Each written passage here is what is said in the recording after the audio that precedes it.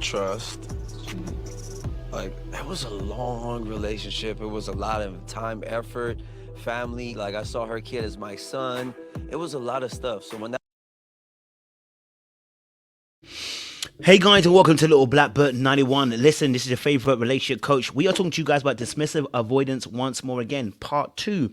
In part 1, we discussed about how, the pain of relationships and emotions, how dismissive avoidance don't deal with their emotions very well. But in this case, we're talking about part 2. We're talking about the idealization of relationships. Yes, the idealization of relationships. Dismissive avoidance oftentimes idealize a relationship in the very beginning, right? Everything has got to be perfect. You've got to find a perfect ideal mate and find the right kind of person. And unfortunately, once they get hurt and get cut or wounded, their core wounds, as they say, brings up their self-defense mechanisms, right? So, for instance, Chris mentioned about how in the relationship he was in for 8 years, and when the relationship broke up, he didn't know why she wanted to leave. He didn't really say why. She just said she got up and left. And that again is abandonment, kind of hitting that wound once more again, right? Which is one of the biggest fears of a dismissive avoidant. We hate the abandonment aspect, which is why we create distance between ourselves and other people, because just in case you decide to leave, you're not going to have me in a tizzy. And I think that's what happened with Chris here. I think he put his all into that past relationship. Yes, he may have made mistakes, whatever, but he put his all into it.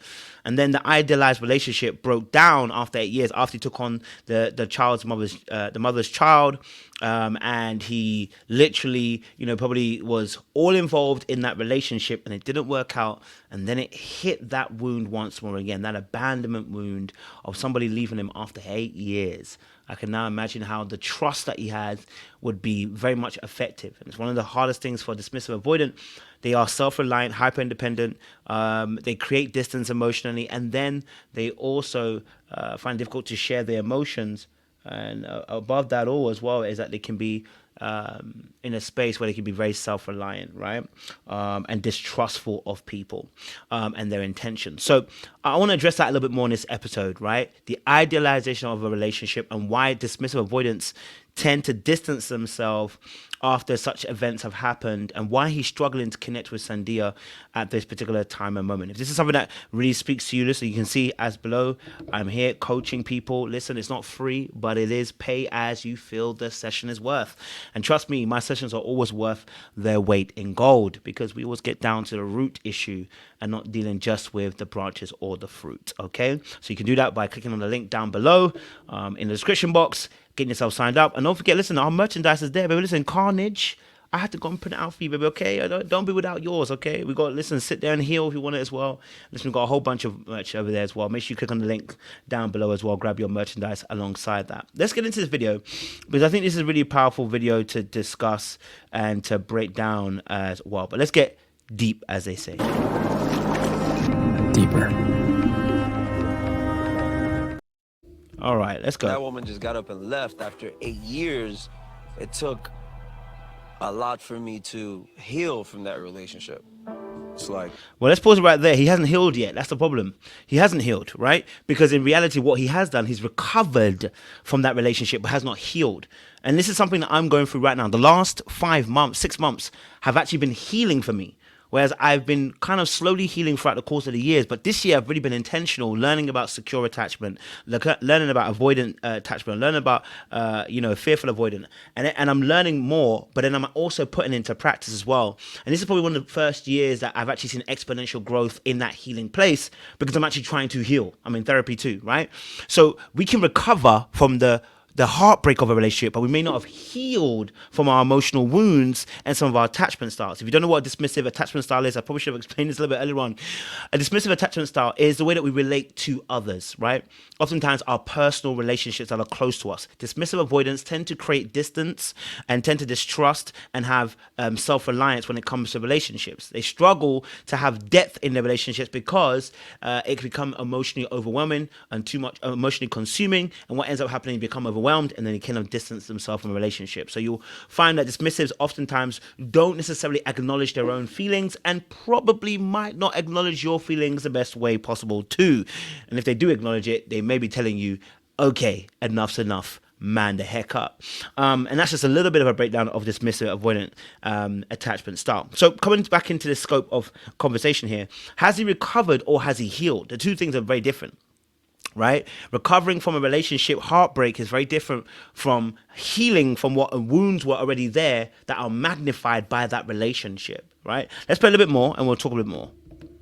For me, consistency is number one. If you show me consistency and spending time with me and showing me that there's nobody else and it's just me.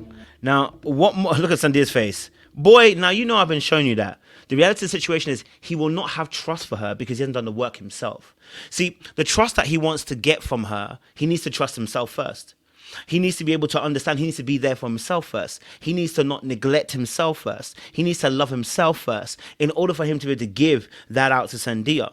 Now, he's going to put it on the other party, but I can guarantee you she can be there all the way she wants. She's been there since, last 3 or 4 months. And he sat in her face in front of everybody in the room and told them, I'm not with nobody. But you want somebody to prove to you that they're going to be consistent with you. But you sat in somebody's face and told them you don't need nobody, which is a typical deactivation tool by the avoidant when they're starting to feel like someone is too close or too emotional or too anxious or they're emotionally volatile or they feel like, they're just doing too much for them, right? They immediately learn how to deactivate from the relationship and create distance. It's a strategy, okay? And one of those strategies is use a tactic where you say things that are going to be hurtful to create that distance between yourself and the party. Now, the other person who's in that space, what they're going to do is, okay, cool. If they're secure attachment, they're going to let you know, listen, I don't like what you're doing.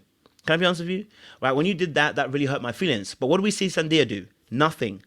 Right? Which kind of showed me that she hasn't got a voice and that she needs to do some work too, because she let him speak in the middle of everybody and was not able to challenge it or voice how she really felt. We didn't see that from her.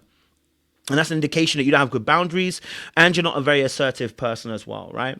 Of course, everything has time and season, and you've got to know that it's not every time you've got to say something. But the reality of the situation, that was a time to say something because it was disrespectful what he did, okay? But he wants to see consistency. Well, then you need to be consistent yourself, right? He wants something that he's not given himself. If you're not consistent with her and telling her that you're not with her and you didn't come here with her, how are you showing consistency? See, he wants what he can't give. And that's oftentimes where some dismissive avoidants end up coming to, because what they're really saying is, I haven't healed the wounds that I have. And the wounds that I have, I need you to make up for it. But reality is, no, he needs to heal himself. Okay?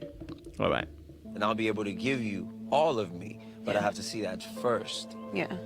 My 8-year relationship. So as you heard him say, I will be able to give you all of you if you show me you're consistent, right? So he's always going to be in a place of holding back because you need to prove yourself that you're worthy of his time. But the reality is he should be doing this. It's a process of observation through your relationship. You should be giving and taking, right? Now, with a dismissive person, they are often just trustful, but they've built up this idealized picture, right? That's where he is now, is that there was an idealized picture of that relationship 8 years ago, right? It went away. It went to a particular direction. It broke down, and that destroyed the idealized picture. And now what's left is a distrust for people, because that relationship has now touched a wound that was already there, and what it's done is it's confirmationally biased that, you know what, I'm not worthy of love. Because one of the biggest things that is a crux to a dismissive avoidant due to emotional neglect is that they don't feel they're worthy of love. I've felt those things before. I can tell you, you don't feel worthy of love. And so it permeates your behaviors. So you don't feel like your presence is actually worthy with people. Right? And so you have a particular outlook of seeing things. But not only that, when you build up this idealized picture, like this relationship is going to save me, this relationship is going to be the one, this relationship is going to be the one I'm going to love. He took on her child, and then it gets destroyed. Then what you're left with is almost like what in the Matrix happens when you actually see Zion for what Zion really is. It's the Matrix. It's crazy, right? It doesn't look as pretty as it was before. And what you're seeing now is this distrust that creeps in, because you're confirming that no one really loves me. If they did, they wouldn't be abandoning me once more again. And when I do give my heart, I'm met with a rebuke, or I'm met with an unsafe zone, or I'm met with pain, or I'm met with abandonment once more again. So how can I trust that people are going to actually love me and care for me and be there for me? That dismissive is very difficult. That biggest fear is realized in that moment. And so, yes, Sandia can be lovely and appreciative and caring, but she's going to have to be there for another year or 2 or 3 or 4 or 5 and 6, and he still might not actually have healed because he doesn't realize he's put accountability on her neck for his healing when he should be healed, when he needs to do the healing himself. Because he believes that He's misdiagnosed the situation by going, it's because of other people that I am the way I am. No, you are the way you are because of what you've gone through. It's not to do with them. You need to heal you. And so far, he's still looking outward and not looking inward, which is where the change actually happens. Definitely changed my views on a lot of things. I have more of a wall up. It's hard for Sandia specifically. I do need to work on like empathizing.